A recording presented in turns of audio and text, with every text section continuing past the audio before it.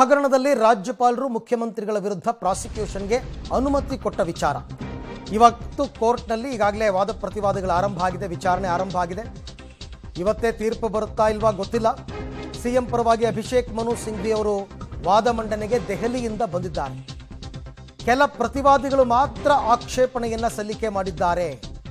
ಎಲ್ಲ ದೂರುದಾರರು ಆಕ್ಷೇಪಣೆಯನ್ನ ಸಲ್ಲಿಕೆ ಮಾಡಿಲ್ಲ. 3 ಜನ ದೂರುದಾರರಿರೋದು.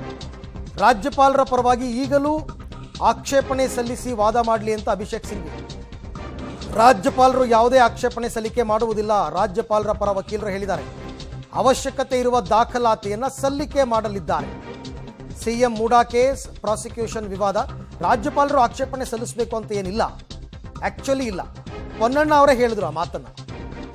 ರಾಜ್ಯಪಾಲರು ಆಕ್ಷೇಪಣೆ ಸಲ್ಲಿಸಬೇಕು ಅಂತಿಲ್ಲ, ಬಟ್ ಅವರು ಯಾವ ಕಾರಣಕ್ಕೆ ಪ್ರಾಸಿಕ್ಯೂಷನ್ಗೆ ಅನುಮತಿ ಕೊಟ್ಟರು, ಏನೆಲ್ಲ ದಾಖಲೆಗಳನ್ನು ಪರಿಶೀಲನೆ ಮಾಡಿದ್ರು, ಆ ದಾಖಲೆಗಳನ್ನು ಕೋರ್ಟ್ಗೆ ಪ್ರೊಡ್ಯೂಸ್ ಮಾಡ್ತಾರೆ ಅವ್ರ ಪರ ವಕೀಲರು. ಆಕ್ಷೇಪಣೆ ಏನು ಸಲ್ಲಿಸಲ್ಲ ಅವರು. ಹಾಗಾಗಿ ಇವಾಗ ಕೋರ್ಟ್ನಲ್ಲಿ ವಾದ ಪ್ರತಿವಾದಗಳು ಆರಂಭ ಆಗಿದೆ. ಆಮೇಲೆ 3 ಜನ ದೂರುದಾರರು ಇರ್ತಕ್ಕಂಥದ್ದು. TJ ಅಬ್ರಹಮ್ಮು, ಸ್ನೇಹಜೀವಿ ಕೃಷ್ಣ ಮತ್ತು ಪ್ರದೀಪ್ ಕುಮಾರ್, 3 ಜನ ಆಕ್ಷೇಪಣೆ ಸಲ್ಲಿಸಬೇಕಾಗುತ್ತೆ. ಸಿಎಂ ಪರವಾಗಿ ಅಭಿಷೇಕ್ ಮನು ಸಿಂಘ್ವಿ ಅವರು ವಾದ ಮಾಡೋದಕ್ಕೆ ಬಂದಿದ್ದಾರೆ. ಇಲ್ಲಿ ಕೆಲ ಪ್ರತಿವಾದಿಗಳು ಮಾತ್ರ ಆಕ್ಷೇಪಣೆ ಸಲ್ಲಿಕೆ ಮಾಡಿದ್ದಾರೆ. ಎಲ್ಲ ದೂರುದಾರರು ಆಕ್ಷೇಪಣೆಯನ್ನು ಸಲ್ಲಿಕೆ ಮಾಡಿಲ್ಲ. ಯಾವ ವಿಚಾರಕ್ಕೆ ದೂರುದಾರರು ಆಕ್ಷೇಪಣೆ ಸಲ್ಲಿಕೆ ಮಾಡೋದು? ಯಾವುದಕ್ಕೆ? ರಾಜ್ಯಪಾಲರ ಪರವಾಗಿ ಈಗಲೂ ಬೇಕಾದರೂ ಆಕ್ಷೇಪಣೆ ಸಲ್ಲಿಸಿ ವಾದ ಮಾಡಲಿ ಅಂತ ಸಿಂಘ್ವಿ ಅವರು ಹೇಳಿದ್ರಂತೆ. ಇಲ್ಲ, ಹಾಗೆಲ್ಲ ರಾಜ್ಯಪಾಲರು ಯಾವುದೇ ಆಕ್ಷೇಪಣೆ ಸಲ್ಲಿಕೆ ಮಾಡೋದಿಲ್ಲ ಅಂತ ತುಷಾರ್ ಮೆಹ್ತಾ ಅವರು ಕೋರ್ಟಲ್ಲಿ ಈಗಾಗಲೇ ಹೇಳಿದ್ದಾರೆ.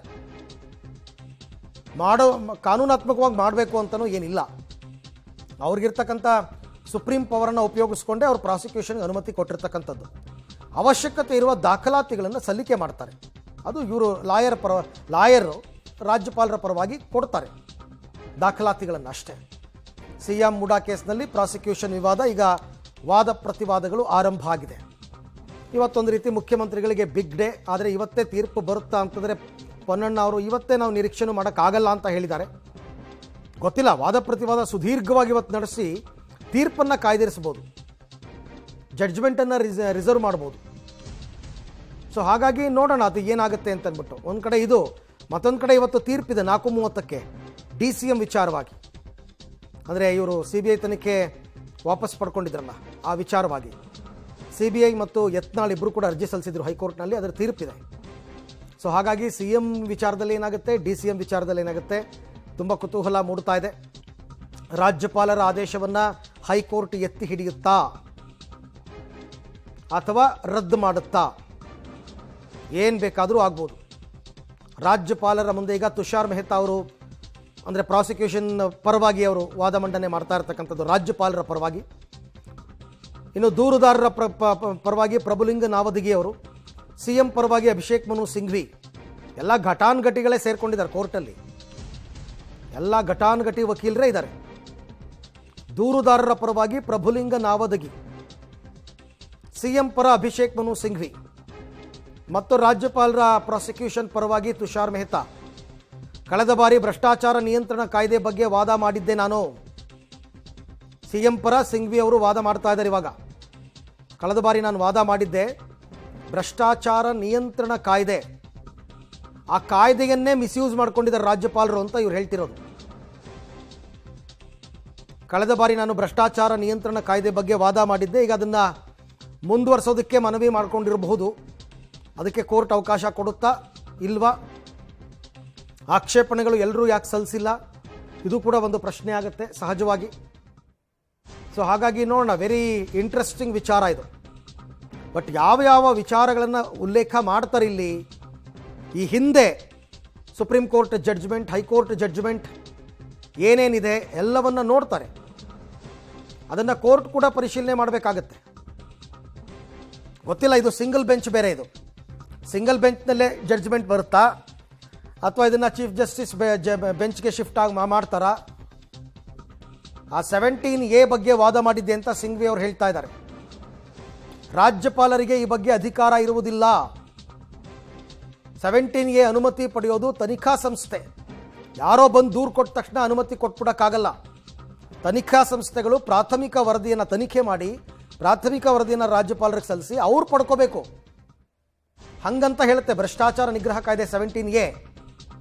ಆದರೆ ಇಲ್ಲಿ ಯಾವ ತನಿಖಾ ಸಂಸ್ಥೆಗಳು ತನಿಖೆಯನ್ನೇ ಮಾಡಿಲ್ಲ. ಯಾರೋ ಖಾಸಗಿ ವ್ಯಕ್ತಿಗಳು ಬಂದು ದೂರು ಕೊಟ್ಟ ತಕ್ಷಣ ಇವರು ಸ್ಯಾಂಕ್ಷನ್ ಕೊಟ್ಟಿದ್ದಾರೆ ರಾಜ್ಯಪಾಲರು. ಹೀಗಂತ CM ಪರವಾಗಿ ಅಭಿಷೇಕ್ ಮನು ಸಿಂಘ್ವಿ ಅವರು ವಾದವನ್ನು ಮಾಡ್ತಾ ಇದ್ದಾರೆ. ಈ ಬಗ್ಗೆ ಮತ್ತಷ್ಟು ಮಾಹಿತಿ ನನ್ನ ಕೊಲೀಗ ನರಸಿಂಹಮೂರ್ತಿ ಅವರಿಂದ ಪಡ್ಕೊಳ್ಳೋಣ. ಮೂರ್ತಿ, ಈಗ ಆಕ್ಷೇಪಣೆಯನ್ನು ಎಲ್ಲರೂ ಸಲ್ಲಿಸಿಲ್ಲ ಅಂತ ಒಂದು ಮಾತು ಬಂತು. ಯಾರ್ಯಾರು ಆಕ್ಷೇಪಣೆ ಸಲ್ಲಿಸಬೇಕು, ಏನು ನಡೀತಾ ಇದೆ ರೈಟ್ ನಾವು ಈಗ ಕೋರ್ಟ್ ಹಾಲ್ನಲ್ಲಿ? ಅರವಿಂದ, ಮುಖ್ಯಮಂತ್ರಿಗಳ ವಿರುದ್ಧ ರಾಜ್ಯಪಾಲರು ಕೊಟ್ಟಂತಹ ಪ್ರಾಸಿಕ್ಯೂಷನ್ನ ವಿರುದ್ಧವಾಗಿ, ಅಂದರೆ ಪ್ರಾಸಿಕ್ಯೂಷನ್ ಕೊಟ್ಟಂತಹದ್ದು ಸರಿ ಇಲ್ಲ ಅನ್ನೋ ನಿಟ್ಟಿನಲ್ಲಿ ಸಿದ್ದರಾಮಯ್ಯ ಅವರು ಹೈಕೋರ್ಟ್ಗೆ ಅರ್ಜಿಯನ್ನು ಹಾಕೊಂಡಿದ್ರು. ಕಳೆದ ವಾರ ವಿಚಾರಣೆಗೆ ಬಂದಂತಹ ಸಂದರ್ಭದಲ್ಲಿ ಸುಪ್ರೀಂ ಕೋರ್ಟ್ನ ಹಿರಿಯ ವಕೀಲ ಅಭಿಷೇಕ್ ಮನು ಸಿಂಘ್ವಿ ಸಿದ್ದರಾಮಯ್ಯ ಪರ ವಾದವನ್ನು ಮಂಡನೆ ಮಾಡಿದ್ರು. ಅಂದರೆ ಭ್ರಷ್ಟಾಚಾರ ನಿಯಂತ್ರಣ ಕಾಯ್ದೆಯಡಿ, ಪ್ರಿವೆನ್ಷನ್ ಆಫ್ ಕರಪ್ಷನ್ ಆಕ್ಟ್ ಏನಿದೆ ಅದರ ಅಡಿ 17A ಅಡಿ ರಾಜ್ಯಪಾಲರು ಕೊಟ್ಟಿರ್ತಕ್ಕಂತಹ ಸ್ಯಾಂಕ್ಷನ್ ಏನಿದೆ, ಅನುಮತಿ ಏನಿದೆ, ಇದು ಕಾನೂನು ಬಾಹಿರ. ಯಾರಾದರೂ ಒಬ್ಬ ಪೊಲೀಸ್ ಅಧಿಕಾರಿ ದೂರು ಬಂದಂತಹ ಸಂದರ್ಭದಲ್ಲಿ ಕೇಳಬೇಕಾದಂತಹದ್ದು. ಇಲ್ಲಿ ಪ್ರೈವೇಟ್ ವ್ಯಕ್ತಿ ಹೋಗಿ ಇಲ್ಲಿ ಪ್ರಾಸಿಕ್ಯೂಷನ್ಗೆ ಅನುಮತಿಯನ್ನು ಕೇಳಿದ್ದಾರೆ ಅನ್ನೋ ನಿಟ್ಟಿನಲ್ಲಿ ಕಳೆದ ವಾರ ವಾದ ಮಂಡನೆಯನ್ನ ಮಾಡಿದ್ರು. ಮತ್ತೆ ಯಾರು ಈಗಾಗಲೇ 3 ಜನ ದೂರುದಾರರಿದ್ದಾರೋ ಅವರು ಆಕ್ಷೇಪಣೆಯನ್ನು ಸಲ್ಲಿಸಿಲ್ಲ ಅವರ ಪರ ಅನ್ನೋ ನಿಟ್ಟಿನಲ್ಲಿ ಇದೀಗ ವಕೀಲ ಅಭಿಷೇಕ್ ಮನು ಸಿಂಘ್ವಿ ಅವರು ಕೋರ್ಟ್ನ ಗಮನಕ್ಕೆ ತರುವ ಕೆಲಸವನ್ನ ಮಾಡಿದ್ದಾರೆ. ಅಂದ್ರೆ ಪ್ರದೀಪ್ ಎಂಬುವವರು ಒಂದು ದೂರನ್ನ ಕೊಟ್ಟಿದ್ರು, ಅದರ ಪರವಾಗಿ ಕೃಷ್ಣ ಸಾಯಿ ಅನ್ನೋರೊಬ್ರು ದೂರನ್ನ ಕೊಟ್ಟಿದ್ರು. ಅದಾದ ಬಳಿಕ ಈ ಮತ್ತೊಬ್ರು ಖಾಸಗಿ ದೂರು TJ ಅಬ್ರಾಹಂ, ಈ 3 ಜನ ರಾಜ್ಯಪಾಲರಿಗೆ ದೂರನ್ನ ಸಲ್ಲಿಕೆ ಮಾಡಿದ್ರು. ಅದರಲ್ಲಿ TJ ಅಬ್ರಾಹಂ ಅವರು ಮೈಸೂರಿನ ಲೋಕಾಯುಕ್ತಕ್ಕೂ ಸಹ ದೂರನ್ನ ಕೊಟ್ಟಿದ್ರು. ಆದರೆ ಇಲ್ಲಿ ಅಭಿಷೇಕ್ ಮನು ಸಿಂಘ್ವಿ ಅವರು ಹೇಳ್ತಿರೋದು, ಕಳೆದ ವಾರವೂ ಕೂಡ ಅವರು ಸುದೀರ್ಘವಾದಂತಹ ತಮ್ಮ ವಾದದಲ್ಲಿ ಒಂದು ಅಂಶವನ್ನ ಉಲ್ಲೇಖ ಮಾಡಿದ್ರು. ಪ್ರಿವೆನ್ಷನ್ ಕರಪ್ಷನ್ ಆಕ್ಟ್ ಏನಿದೆ ಇದರ ಅಡಿ 17A ಏನಿದೆ, ಇದು ಯಾರಾದರೂ ದೂರು ಕೊಟ್ಟಂತಹ ಸಂದರ್ಭದಲ್ಲಿ ಸಂಬಂಧಪಟ್ಟಂತಹ ಪೊಲೀಸ್ ಅಧಿಕಾರಿ ಈ ಒಂದು ತನಿಖೆಗೆ ಅಂದರೆ ಪ್ರಾಸಿಕ್ಯೂಷನ್ಗೆ ಅನುಮತಿಯನ್ನ ಕೇಳಬೇಕಿತ್ತು. ಇಲ್ಲಿ ಮುಖ್ಯಮಂತ್ರಿಗಳಿಗೆ ಕಾಂಪಿಟೆಂಟ್ ಅಥಾರಿಟಿ ಗವರ್ನರ್ ಇದ್ದಾರೆ, ಹೀಗಾಗಿ ಅಧಿಕಾರಿಗಳು ಕೇಳಬೇಕಿತ್ತು. ಆದರೆ ಇಲ್ಲಿ ಖಾಸಗಿ ವ್ಯಕ್ತಿ ಕೇಳಿದ್ದಾರೆ. ಖಾಸಗಿ ವ್ಯಕ್ತಿ ಕೇಳದಂತಹ ಸಂದರ್ಭದಲ್ಲಿ ಇದು ಕಾನೂನು ಬಾಹಿರ, ಕೊಡೋದಕ್ಕೆ ಬರೋದಿಲ್ಲ ಅನ್ನೋ ನಿಟ್ಟಿನಲ್ಲಿ ಇವತ್ತು ಕೂಡ ಅಭಿಷೇಕ್ ಮನು ಸಿಂಘ್ವಿ ಅವರು ತಮ್ಮ ವಾದವನ್ನ ಕಂಟಿನ್ಯೂ ಮಾಡ್ತಿದ್ದಾರೆ.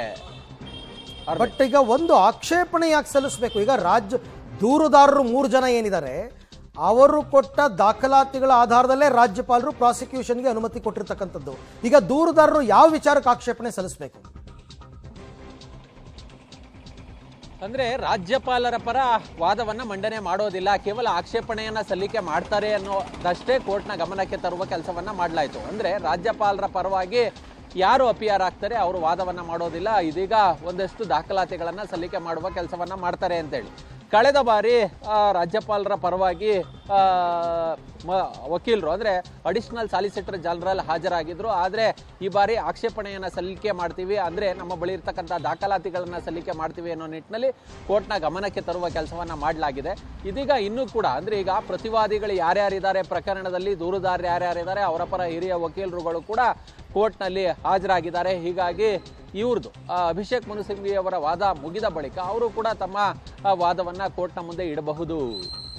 ಈಗ ಇವತ್ತೇ ವಾದ ಪ್ರತಿವಾದ ಎಲ್ಲ ಮುಗಿದು ಇವತ್ತೇ ನಾವು ಜಡ್ಜ್ಮೆಂಟ್ ಅನ್ನ ಎಕ್ಸ್ಪೆಕ್ಟ್ ಮಾಡಬಹುದಾ ಮೂರ್ತಿ? ಅರವಿಂದ, ಬಹುತೇಕ ಇವತ್ತು ವಾದ ಮತ್ತೆ ಪ್ರತಿವಾದಗಳು ಹೈಕೋರ್ಟ್ನ ಜನಪ್ರತಿನಿಧಿಗಳ ಪೀಠದಲ್ಲಿ ಮುಗಿಯಬಹುದು. ಆದರೆ ಆದೇಶವನ್ನ ಇವತ್ತೇ ನೀಡ್ತಾರಾ ಅಥವಾ ಕಾಯ್ದಿರಿಸ್ತಾರಾ ಗೊತ್ತಿಲ್ಲ.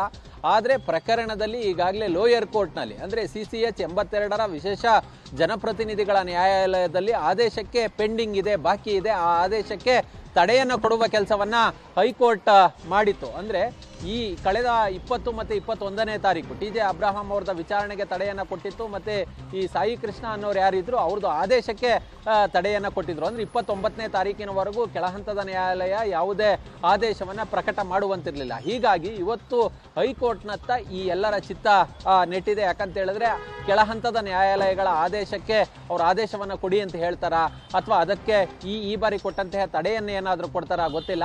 ಆದರೆ ಕೆಳಹಂತದ ನ್ಯಾಯಾಲಯಕ್ಕೆ ಏನಾರು ಆದೇಶವನ್ನ ಕೊಡಬಹುದು ಅಂತೇಳಿ ಏನಾರು ಹೈಕೋರ್ಟ್ ಅಭಿಪ್ರಾಯವನ್ನ ಪಟ್ಟಂತಹ ಪಕ್ಷದಲ್ಲಿ 2 ಆಪ್ಷನ್ಗಳು ಮುಖ್ಯಮಂತ್ರಿಗಳ ಮುಂದೆ ಕಂಡು ಬರುತ್ತೆ. ಒಂದು ಕೋರ್ಟೆ ಕಾಗ್ನಿಸೆನ್ಸ್ ಅನ್ನ ತೆಗೆದುಕೊಳ್ಬಹುದು. ಅಂದ್ರೆ ಕೋರ್ಟೆ ಇದರ ವಿಚಾರಣೆಯನ್ನ ನಡೆಸಬಹುದು, ಸಿದ್ದರಾಮಯ್ಯ ಅವರಿಗೆ ನೋಟಿಸ್ ಅನ್ನ ಜಾರಿ ಮಾಡಬಹುದು, ಯಾರು ದೂರುದಾರರಿದ್ದಾರೋ ಅಂತವ್ರಿಗೆ ಸಮನ್ಸ್ ಅನ್ನ ಕೊಟ್ಟು ನಿಮ್ಮ ಬಳಿ ಯಾವೆಲ್ಲ ಅದೇ ಹೆಚ್ಚುವರಿ ದಾಖಲಾತಿಗಳಿದೆ ಕೊಡಿ ಅಂತ ಕೇಳಬಹುದು.